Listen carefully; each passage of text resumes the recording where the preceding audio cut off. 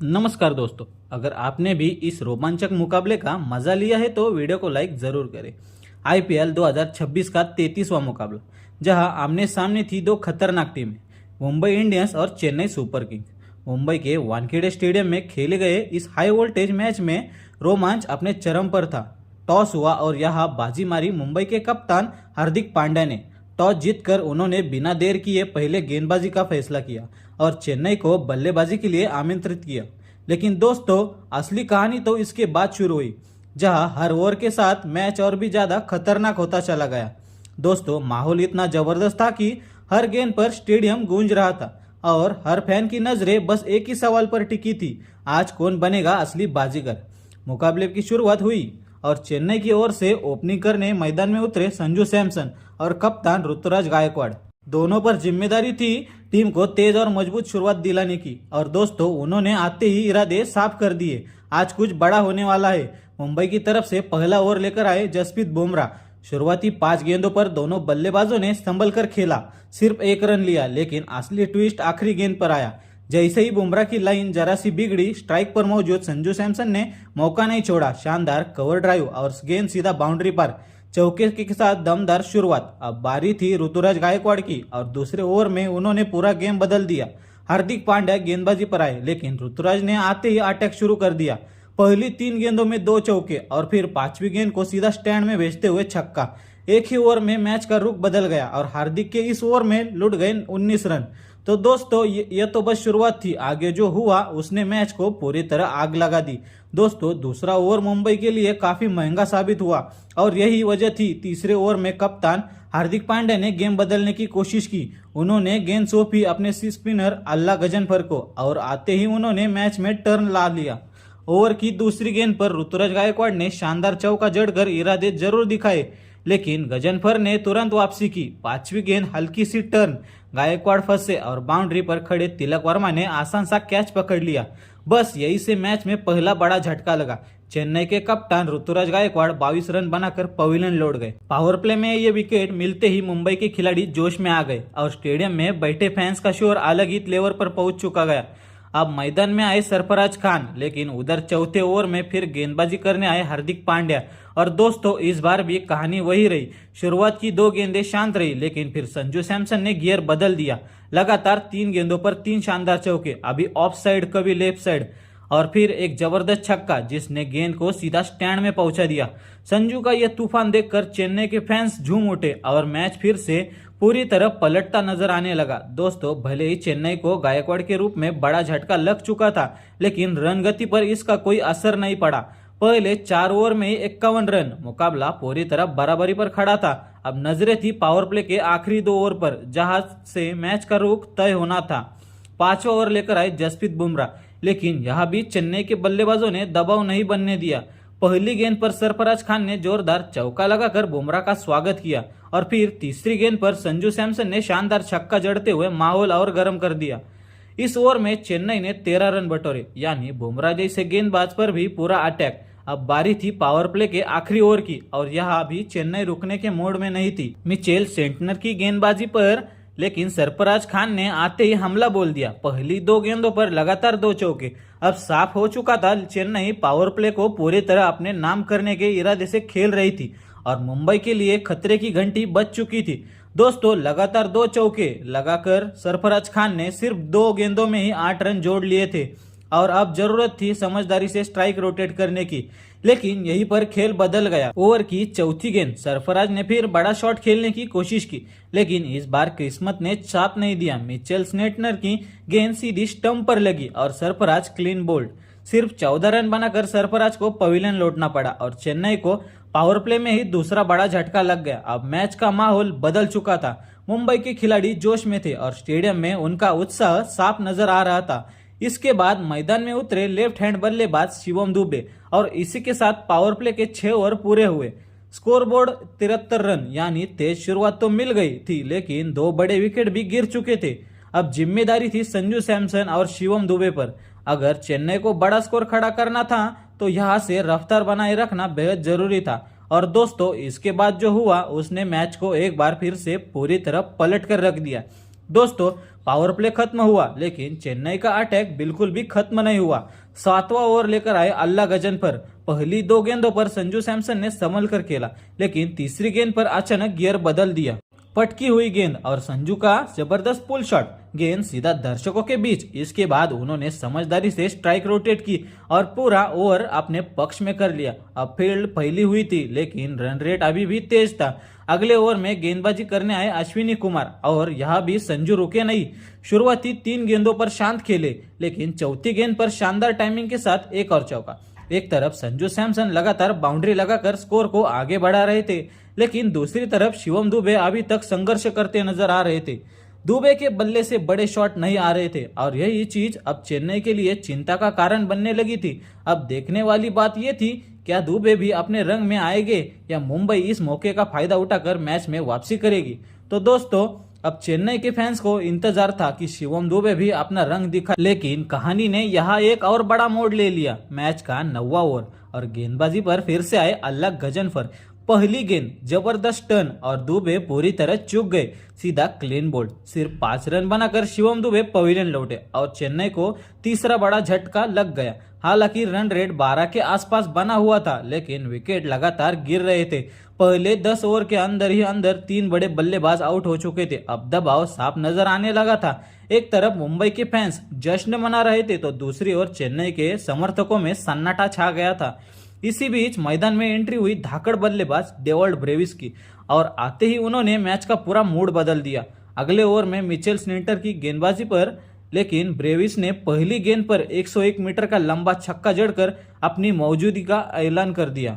इसके बाद चौथी गेंद पर एक और जबरदस्त शॉट, इस बार कवर के ऊपर से सीधा बाउंड्री पार। इस ओवर में लूटे 15 रन और चेन्नई ने एक बार फिर मैच में अपनी पकड़ मजबूत कर ली। दोस्तों, ये मुकाबला हर पल नया ट्विस्ट से भरा हुआ था और अभी तो असली तूफान आना बाकी था। दोस्तों, अगला ओवर भी पूरी तरह एक्शन से भरा हुआ था। गेंदबाजी पर आए अश्विनी कुमार और सामने थे सेट बल्लेबाज संजू सैमसन। पहली गेंद ऑफ साइड की ओर शानदार चौका लगाया और इसी के साथ संजू ने पूरा किया अपना धमाकेदार अर्धशतक। अब चेन्नई की उम्मीदें पूरी तरह संजू पर टिकी थी, लेकिन दूसरी तरफ ब्रेविस भी पीछे नहीं थे। ओवर की चौथी गेंद पर डेवल्ड ब्रेविस ने जबरदस्त पुल शॉट खेलते हुए एक और चौका जड़ दिया। लग रहा था कि अब दोनों ने मिलकर मैच को पूरी तरह चेन्नई के पक्ष में ले जाएंगे, लेकिन तभी आया बड़ा ट्विस्ट। अगली गेंद पर अश्विनी कुमार ने वापसी की। ब्रेविस ने अपर कट खेलने की कोशिश की, लेकिन टाइमिंग गड़बड़ा गई और बाउंड्री पर खड़े जसप्रीत बुमराह के हाथों में आसान सा कैच। ब्रेविस 21 रन बनाकर आउट हो गए और चेन्नई को चौथा बड़ा झटका लग गया। अब हालत ये थी कि एक छोर पर संजू सैमसन दीवार की तरह खड़े थे, लेकिन दूसरे छोर से विकेट लगातार गिरते जा रहे थे। मुंबई अब मुकाबले पर हावी नजर आने लगी थी और चेन्नई दबाव में आ गई थी। इसी मुश्किल समय में मैदान में उतरे युवा बल्लेबाज कार्तिक शर्मा, लेकिन दबाव साफ दिख रहा था। 12वां ओवर मिचेल स्नेटर की कसी हुई गेंदबाजी, सिर्फ 3 रन और फिर 13वां ओवर भी मुंबई ने अपने नाम कर लिया। अब मैच पूरी तरह से रोमांचक मोड़ पर पहुंच चुका था, जहां से एक छोटी सी गलती भी गेम बदल सकती थी। दोस्तों, मैच अब पूरी तरह टेंशन मोड में आ चुका था। अश्विनी कुमार ने अपनी तेज गेंदबाजी से संजू सैमसन को 50 के बाद भी खुलकर खेलने नहीं दिया। बड़े शॉट पर रोक लग गई और चेन्नई सिर्फ स्ट्राइक रोटेट करने पर मजबूत हो गई। पिछले 2 ओवर में सिर्फ 7 रन। रन रेट धीमा पड़ता गया और दबाव बढ़ने लगा, लेकिन तभी 14वें ओवर में कार्तिक शर्मा ने मोर्चा संभाला। मिचेल स्नेटर के खिलाफ कदमों का शानदार इस्तेमाल और पहली बार गेंद सीधा स्टैंड में। फिर 5वीं गेंद पर भी वही अंदाज, एक और बड़ा शॉट। चेन्नई ने फिर से रफ्तार पकड़नी शुरू कर दी थी, लेकिन अगला ओवर फिर मुंबई के नाम रहा। 15वें ओवर में अल्ला गजनफर की कसी हुई गेंदबाजी, सिर्फ 3 रन। अब चेन्नई के पास बचे थे आखिरी 5 ओवर और यहाँ से हर गेंद अहम थी। तभी 16वें ओवर में संजू सैमसन ने गियर बदल दिया। क्रुश भगत के ओवर में दूसरी गेंद पर लंबा छक्का लगाया और फिर लगातार 2 चौके। पूरी तरह अटैक मोड ऑन था। ये ओवर इतना खतरनाक था कि हार्दिक पांड्या और सूर्य कुमार यादव भी बस देखते ही रह गए। लेकिन दोस्तों, अगला ओवर लेकर आए जसप्रीत बुमराह और यहाँ से मैच ने फिर से करवट ले ली। पहली 4 गेंदों पर सिर्फ 1 रन। पूरी तरह दबाव बना दिया और इसी दबाव में पांचवी गेंद पर कार्तिक शर्मा बड़ा शॉट खेलने चले। दोस्तों, दबाव के बीच कार्तिक शर्मा ने बड़ा शॉट खेलने की कोशिश की, लेकिन जसप्रीत बुमराह की सटीक गेंद पर वो चूक गए और बाउंड्री पर खड़े मिचेल सेंटनर के हाथों में आसान सा कैच थमा बैठे। कार्तिक शर्मा 18 रन बनाकर आउट हो गए और इसी के साथ चेन्नई की आधी टीम पवेलियन लौट चुकी थी। अब मैच पूरी तरह संकट में था और दबाव साफ तौर पर चेन्नई पर आ गया था। ऐसे मुश्किल समय में मैदान में उतरे जेमी ओवर्टन और अब बचे थे सिर्फ आखिरी 3 ओवर। यहां से चेन्नई को बड़ा स्कोर खड़ा करना था और इसी के लिए गेंद पर हमला जरूरी था। और दोस्तों, इसके बाद जो हुआ वो किसी तूफान से कम नहीं था। आखिरी 18 गेंदों पर चेन्नई के बल्लेबाजों ने मुंबई के गेंदबाजों की जमकर धुलाई की। चारों तरफ चौके छक्कों की बारिश। 20 ओवर खत्म होते होते स्कोर पहुंच गया 200 के पार और मुंबई के सामने खड़ा हो गया 208 रनों का विशाल लक्ष्य। अब बारी थी मुंबई की बल्लेबाजी की। टारगेट का पीछा करने उतरे मैदान में क्विंटन डिकॉक और दानिश मालेवार। बड़ा लक्ष्य था, इसलिए शुरुआत भी आक्रामक होनी जरूरी थी। लेकिन दोस्तों, शुरुआत उम्मीद के मुताबिक नहीं हुई। हालांकि अकील हुसैन के ओवर की दूसरी गेंद पर क्विंटन डिकॉक ने शानदार छक्का लगाकर इरादे जरूर दिखाए, लेकिन इसके बाद कहानी ने फिर एक नया मोड़ लेना शुरू कर दिया। दोस्तों, छक्के के साथ शुरुआत तो शानदार हुई, लेकिन इसके बाद मैच ने तुरंत पलटी मारी। ओवर की आखिरी गेंद पर दानिश मालेवार स्ट्राइक पर आए और अकील हुसैन की फिरकी में पूरी तरह फंस गए। सीधा विकेटकीपर संजू सैमसन के हाथों में कैच थमा बैठे। बिना खाता खोले ही मालेवार पवेलियन लौटे और मुंबई को पहले ओवर में बड़ा झटका लग गया। चेन्नई के खिलाड़ी जश्न में डूबे गए, जबकि मुंबई का डगआउट पूरी तरह शांत नजर आ रहा था। अब क्रीज पर आए नमन धीर, लेकिन मुश्किलें यही खत्म नहीं हुई। दूसरा ओवर लेकर आए मुकेश चौधरी और उन्होंने आते ही कहर बरखा दिया। पहली 4 गेंदों पर क्विंटन डिकॉक को पूरी तरह बांध कर रखा और फिर 5वीं गेंद पर अंदर आती हुई डिलीवरी। क्विंटन डिकॉक पूरी तरह चूक गए और क्लीन बोल्ड हो गए। सिर्फ 7 रन बनाकर क्विंटन डिकॉक पवेलियन लौटे और लगातार दूसरे ओवर में मुंबई को दूसरा बड़ा झटका लगा। अब हालत ये थी कि 20 रन भी पूरे नहीं हुए थे और दोनों ओपनर्स पवेलियन लौट चुके थे। स्टेडियम में मुंबई के फैंस खामोश और चेन्नई के समर्थक जश्न में झूमते नजर आ रहे थे। इसी दबाव के बीच क्रीज पर आए T20 खतरनाक बल्लेबाज सूर्यकुमार यादव और आते ही उन्होंने अपना अंदाज दिखा दिया। पहली गेंद पर शानदार चौका लगाया। अब मुकाबला फिर से दिलचस्प हो चुका था क्योंकि स्काई मैदान में आ चुके थे। तो दोस्तों, एक के बाद एक झटकों ने मुंबई को पूरी तरह बैकफुट पर ला दिया था और तभी अकील हुसैन फिर से गेंदबाजी पर आए। तीसरी ओवर की तीसरी गेंद, शानदार टर्न और नमन धीर पूरी तरह फंस गए। सीधा क्लीन बोल्ड। बिना खाता खोले ही नमन धीर पवेलियन लौट गए और मुंबई को लगातार तीसरा बड़ा झटका लगा। अब हालत यह थी कि चेन्नई की गेंदबाजी के सामने मुंबई पूरी तरह संघर्ष करती नजर आ रही थी। स्पिन हो या तेज गेंदबाजी, हर तरफ से दबाव ही दबाव। इसी मुश्किल वक्त में मैदान में उतरे पिछले मैच के हीरो तिलक वर्मा और उनके साथ क्रीज पर थे सूर्यकुमार यादव। टीम को संभालने के लिए अब एक मजबूत साझेदारी की जरूरत थी और दोनों बल्लेबाजों ने समझदारी से खेलना शुरू किया। बचे हुए पावर प्ले के ओवर में उन्होंने जोखिम में लेने की बजाय टिक कर बल्लेबाजी की और जैसे तैसे 6 ओवर खत्म होने तक स्कोर 29 रन तक पहुंचाया। लेकिन दोस्तों, शुरुआत बिल्कुल भी वैसी नहीं रही जैसी मुंबई को चाहिए थी।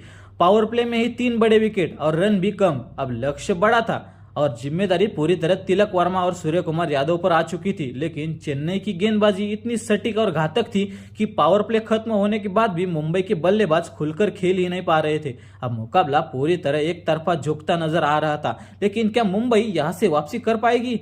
दोस्तों, 7वां ओवर लेकर आए और यहां मैच पूरी तरह शांत हो गया। अंशुल कंबोज ने शानदार लाइन लेंथ के साथ गेंदबाजी की। सूर्यकुमार यादव को एक रन के लिए तरसा दिया और पूरा ओवर मेडन। अब हर ओवर के साथ मुंबई दबाव बढ़ता जा रहा था और मैच में बने रहने के लिए एक बड़े शॉट की जरूरत थी। आखिरकार 8वें ओवर में दोनों बल्लेबाजों ने जवाब दिया। मुकेश चौधरी के खिलाफ पहली गेंद पर तिलक वर्मा का शानदार चौका और फिर सूर्यकुमार यादव भी फॉर्म में आ गए। लगातार 2 चौके। इस ओवर में आए 17 रन और मुंबई ने थोड़ी राहत की सांस ली, लेकिन ये राहत ज्यादा देर तक टिक नहीं पाई। चेन्नई के गेंदबाजों ने तुरंत वापसी की। अगले कुछ ओवरों में रन तो आए लेकिन बड़े शॉट्स नहीं आए। हर ओवर में बस 7-8 रन और धीरे धीरे मैच मुंबई के हाथ से फिसलता गया। अब हालत ये थी कि आवश्यक रन रेट 15 के पार पहुंच चुका था। मुंबई को एक और बड़ा ओवर चाहिए था, लेकिन उससे पहले ही आ गया एक और बड़ा झटका। 12 ओवर लेकर आए अकील हुसैन। पहली 4 गेंदों पर सिर्फ 3 रन और फिर 5वीं गेंद जबरदस्त टर्न। तिलक वर्मा पूरी तरह चूक गए। स्टंप बिखर गए और 37 रन बनाकर तिलक वर्मा आउट हो गए और मुंबई अब पूरी तरह बैकफुट पर चली गई। अब मुकाबला लगभग चेन्नई की पकड़ में आने लगा था, लेकिन क्रिकेट में कुछ भी हो सकता है दोस्तों। हालात बिगड़ते देख अब खुद कप्तान हार्दिक पांड्या मैदान में उतरे। उम्मीद थी कि वो पारी को संभालेंगे और मैच में जान डालेंगे, लेकिन आज चेन्नई की गेंदबाजी के सामने कुछ भी आसान नहीं था। अगले ओवर में नूर अहमद की गेंद पर बड़ा शॉट खेलने की कोशिश, लेकिन टाइमिंग गड़बड़ा गई और अंशुल कंबोज को आसान सा कैच दे बैठे। हार्दिक पांड्या सिर्फ 1 रन बनाकर आउट हो गए और मुंबई को एक और बड़ा झटका लगा। जैसे कप्तान पवेलियन लौटे, टीम पूरी तरह बिखरती नजर आई। इसके बाद आए शेरपेन रदरफोर्ड, लेकिन वो भी ज्यादा देर तक टिक नहीं पाए। नूर अहमद की गेंद पर बड़ा शॉट और सीधा बाउंड्री पर कैच, बिना खाता खोले आउट और मुंबई की हालत बेहद खराब हो चुकी थी। 100 रन भी पूरे नहीं हुए थे और 6 बड़े बल्लेबाज पवेलियन लौट चुके थे। हर विकेट के साथ मैच मुंबई के हाथ से फिसलता जा रहा था और चेन्नई की पकड़ इस मुकाबले पर और मजबूत होती जा रही थी। अब सारी उम्मीदें थी सिर्फ एक खिलाड़ी पर टिकी थी, सूर्य कुमार यादव। अगर यहाँ से कोई चमत्कार हो सकता था तो वो सिर्फ स्काई के बल्ले से ही संभव था। दोस्तों, आखिरी उम्मीद भी ज्यादा देर तक टिक नहीं पाई। सूर्य कुमार यादव ने जरूर 36 रन की जुंजारी पारी खेली, लेकिन आकिल हुसैन के खिलाफ बड़ा शॉट लगाने की कोशिश में कैच आउट हो गए और इसी के साथ मुंबई की आखिरी बड़ी उम्मीद भी खत्म हो गई। अब मैच पूरी तरह चेन्नई की पकड़ में आ चुका था। मुंबई के पास सिर्फ 3 विकेट बचे थे और जीत अब बहुत दूर नजर आ रही थी। इसके बाद क्रीज पर आए शार्दुल ठाकुर और क्रुश भगत, लेकिन जब बड़े बल्लेबाज ही नहीं टिक पाए तो इनसे ज्यादा उम्मीद भी क्या होगी। आया 17वां ओवर, जेमी ओवर्टन की सटीक लेन, क्रुश भगत ने फ्लिप करने की कोशिश की, लेकिन गेंद सीधा फाइन लेग पर खड़े फील्डर के हाथों में चली गई और आसान सा कैच और मुंबई का 8वां विकेट भी गिर गया। अब वानखेड़े का डगआउट लगभग खाली हो चुका था और कप्तान हार्दिक पांड्या के चेहरे पर साफ मायूसी नजर आ रही थी। मुकाबला पूरी तरह एक तरफा बन चुका था और चेन्नई की जीत बस औपचारिकता लगने लगी थी। दोस्तों, अब मुकाबला पूरी तरह खत्म होने की कगार पर था और 18वें ओवर में आखिरी उम्मीद भी टूट गई। अंशुल कंबोज की पहली गेंद, शार्दुल ठाकुर ने बड़ा शॉट खेलने की कोशिश की, लेकिन टाइमिंग नहीं मिली और बाउंड्री पर डेवल्ड ब्रेविस ने आसान सा कैच पकड़ लिया। मुंबई 9 विकेट पर सिर्फ 102 रन और जीत अब सिर्फ सपना बनकर रह गई थी। आखिरी बल्लेबाज के रूप में जसप्रीत बुमराह क्रीज पर आए, लेकिन अब सिर्फ औपचारिकता बाकी थी। आया 19वां ओवर, गुरजप्रीत सिंह की तेज गेंद बाहर जाती हुई बुमराह ने बचाव करने की कोशिश की, लेकिन बल्ले का किनारा और सीधा विकेटकीपर संजू सैमसन के दस्तानों में कैच। जैसे ही कैच पूरा हुआ, पूरा स्टेडियम सीएसके के शोर से गूंज उठा और इसी के साथ चेन्नई सुपर किंग्स ने मुंबई इंडियंस को 103 रनों के बड़े अंतर से हरा दिया। मुंबई की पूरी टीम सिर्फ 104 रन पर सिमट गई और आईपीएल इतिहास के सबसे निराशाजनक हारों में से एक थी। तो दोस्तों, वीडियो पसंद आया हो तो लाइक करें, अपनी राय कमेंट में जरूर बताइएगा और ऐसे ही शानदार क्रिकेट अपडेट्स के लिए चैनल को सब्सक्राइब करना ना भूलें। धन्यवाद।